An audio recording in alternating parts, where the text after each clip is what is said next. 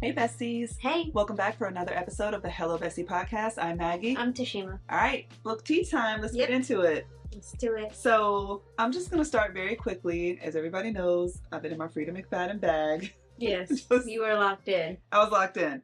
So I mentioned a book on our last episode about Dr. Jane McGill called The Devil Wears Scrubs. Right. I read the sequel to that, which is called The Devil You Know. Mm-hmm. It takes place several years later.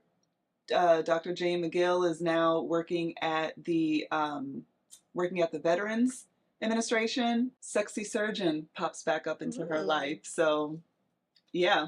Okay. I won't say any more, but it's very good. Yeah. Okay. Nice. And it's still very lighthearted, like the first one. Still very lighthearted. Yeah, for sure. I mean, it's medical, so there's going to be a couple little things here and there. Mm-hmm. So, but nothing too deep. And real quick before I get out of my Frida McFadden bag, just quick little mention. Outside of this, I did read another very quick book called The Dinner Party by Frida McFadden. I've never read a book like this before. It's a pick your own ending book where there's like 20 different ones. Yeah. It was fun, but the thing was, I listened to it on audio, and this is clearly a book that I should have been like a hardcover book. Yeah. It was a little hokey. Okay. I mean, I think the concept is great because I've never read a book like that before. Mm-hmm. But it was just like ridiculous scenarios, like A or B. Like, okay, realistically, I would never choose this one, but I guess we'll choose it for the sake of the book kind of thing. So that was an interesting read. I've never read anything like that before, and I'd like to find more things like that. That's fun. Yeah. One of the books that I read is called One Little Mistake by Lucinda Berry. And I think you read one of her books. This is a safe space. Yeah. Mm-hmm. So I haven't read that one, but after I read this one, I was like, man, her name sounds so familiar. And then I remember, like once I saw the cover of the book, I remember you mentioning it. But this is a book about a woman named Alexis who wakes up and she's basically in jail for a DUI. She has no recollection of what happened, where her kids are. Wow, can you imagine? No. Nuts. She's like, I have never done this before. I don't really know what the heck is going on. She calls her husband once she gets out, and he basically wants nothing to do with her. Her kids have been taken away, and she's like, I have no idea what's going on right now. And nobody really will answer any of her questions. And basically, it's a mystery, suspense, and she's just trying to figure out what happened, but then also like uncovering things. And yeah, it's a vibe. Wow, so it sounds like it. Yeah, so it's a good book. I have to check that out. I like the first one, so that sounds really, really good. You know, your girl has a milestone birthday coming up very soon. And I haven't done the whole self-help thing in a minute. So I was like, let me find something that's along those lines. So I found this book by Nora Ephron. She's the one who brought us When Harry Met Sally. Okay. I was like, man, that name sounds really familiar. Yeah. Okay. She has a book called I Feel Bad About My Neck. And it's a book about women aging and how, you know, she's trying to do all the lotions, the potions, the creams, these designer handbags she's not really into, but, you know, whatever, she's trying it, and like hair dyes and just menopause and empty nest and all these things that come with getting older. And she's like, the thing that sucks most is I can do nothing about my neck. And her doctor told her that, like, just the aging of the neck is... I don't know, but that was kind of like a little tagline of the book. But, you know, it's basically about aging, and it's quirky and witty and funny, and yeah, it's a cute little read. So my next book is called Trapped. It's another James Patterson book. Okay, like a cinematic audio. I know.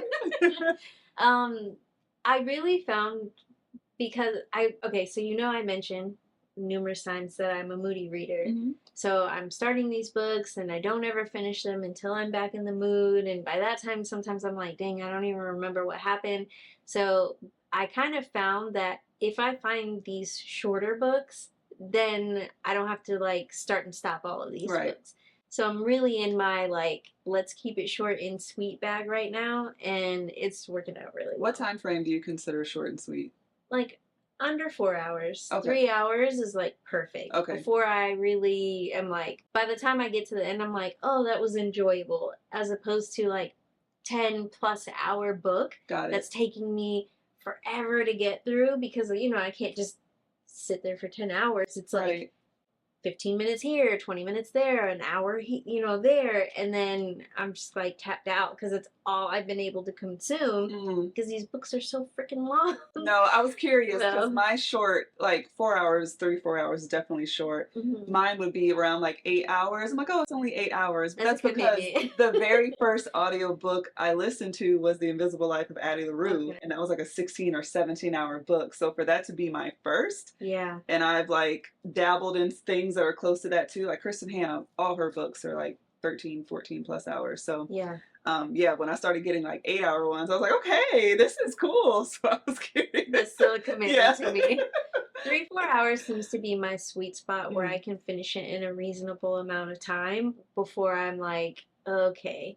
So, and also the cinematic audio is just a lot of fun to listen to because it really feels like instead of listening to an audiobook, it really feels like I'm listening to a movie. It's Yeah. so I love enjoyable. that for you. So it's basically these terrorists have taken over the Empire State Building and are holding hostage like thousands of people within the Empire State Building.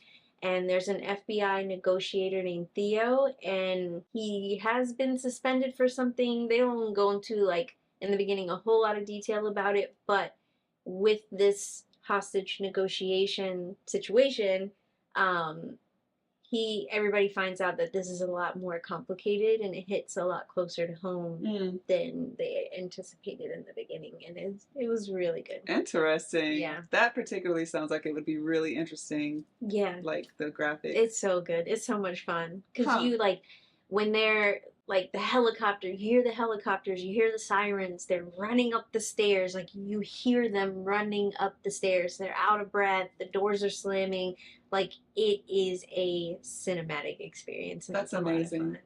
So that makes me want to get back into it. I tried one and I couldn't get into it. To me, it's very different from graphic audio, even though I would assume they're under the same umbrella. What I feel like we both tried in the past is a little different than what I have listened to with these two. That's great.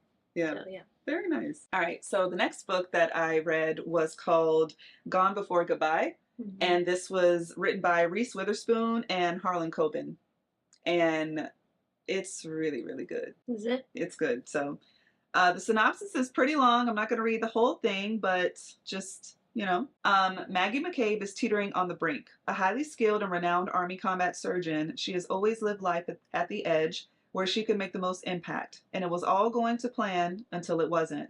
Upside down after a devastating series of tragedies leads to her medical license being revoked, Maggie has lost her purpose, but not her nerve or her passion. At her lowest point, she is thrown a lifeline by a former colleague, an elite plastic surgeon whose anonymous clientele demand the best care money can buy, as well as absolute discretion. She basically is transported to this super remote island by this super wealthy guy and is asked to do a surgery. They know that her license has been revoked. They're paying her a lot of money, taking care of her family too. Like the whole thing is everything that solves her financial problems, but so super sketchy. Why would you want to hire me when you know that my license has been revoked? So yeah, it's just good plot twist, very detailed, good character development. The audio is a great listen, and just some really interesting concepts that kind of made me think a little bit like, wow, what if this was really a thing? And is it already a thing? Yeah. So, yeah. My next book is called Bes-tea by, I have to look at this, Nnedi Okorafor. Most of the books that I've mentioned, even in our last episode, I've just been randomly picking books. No context, no backstory. I'm just jumping in, just open ears. So Bes-tea follows a brilliant young woman who becomes the first person from her traditional Himba community to leave home and attend the galaxy's most prestigious university. So this is like a sci-fi based book, Okay. which I think this is the first time I've really listened to sci-fi. It's not something that I've ever really tried, like where they're talking about like aliens and things like that. Okay. I was gonna say I feel like Dark Matter fell into that kind of category. Yes, but this is like alien Got it. type Yeah. stuff, like space, different planets, I like also that kind haven't of stuff. delved into that I yet. haven't, Yeah. which I was like, oh, okay, well, let's try it and see. So she leaves her small community. She goes to this prestigious university, but then along the way, there's like this unexpected turn that happens and is pretty devastating for her. She's still on her journey to this university, and she's really struggling with like trying to maintain her culture and who she is, but also entering into a world where she's not like anybody else. And people are looking at her hair and they're looking at her traditional garbs and just really trying to figure out like how she fits into this, but then also she's not trying to acclimate, but she's trying to find her place. And like, yeah, it's really good. And my understanding, this is the first in what will be a series. Oh, So that's the exciting. way it left off, I was like, I need to know like what happens now.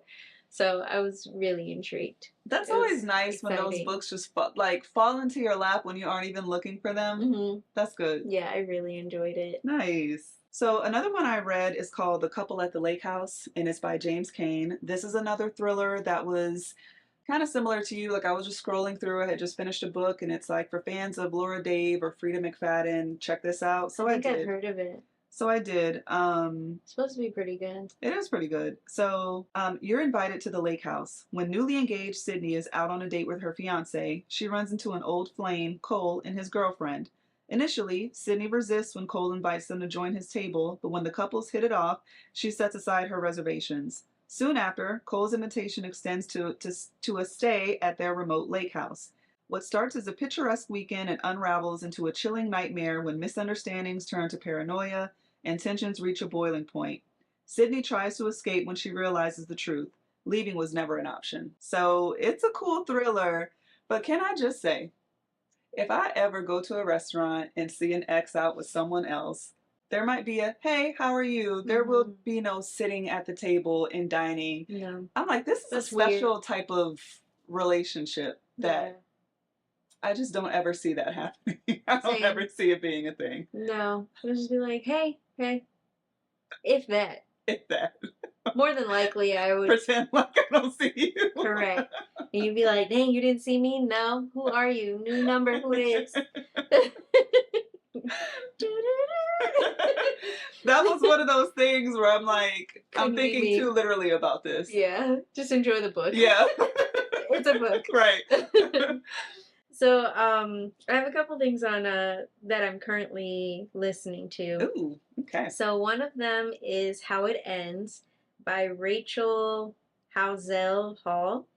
And it's basically this woman who is in the process of going through a divorce. And she is trying to rebuild her life, and she ends up being attacked in her new home. Ooh. So, dun dun dun. And the next one that I'm also listening to is called Nobody Knows You're Here by Bryn Greenwood. And it follows a woman named Beatrice who really is fallen on hard times.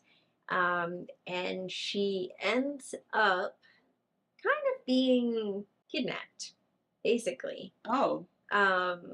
And she is just relying on like her personal life experience and her wits to navigate this situation and try to figure out like how the heck am I going to get out of this situation. And literally nobody knows you're here. Wow. So it's very, very interesting. It sounds like it. So that's what I'm listening to right now. All right, cool. Amongst many other things. Yeah. Those are the two main like on deck. So one I'm actively listening to right now is called The 3 Lives of Kate K. And it's a Reese's book club pick. So whenever I see that on the cover, I'm usually like, it's probably going to be a pretty good book. So I'm in the very early stages of it, but from what I can tell, it's this woman who has like different alter egos. She's led these essentially 3 different lives under different names. for different reasons. And the story, as I can very early stages, is told by those three different viewpoints, but also in addition by people who interacted with her in each of those different Oh. lives that she led, like their synopsis of how they met or their interaction with her, it sounds like. Hmm. So it's a little intricate, but Yeah. it's very interesting so far. So I'll catch you up on how that goes. Okay. Yeah. Awesome. Hmm. All right, besties. Well, let us know what books you recommend and what's on your TBR, and we will see you in the next episode. Bye. Bye.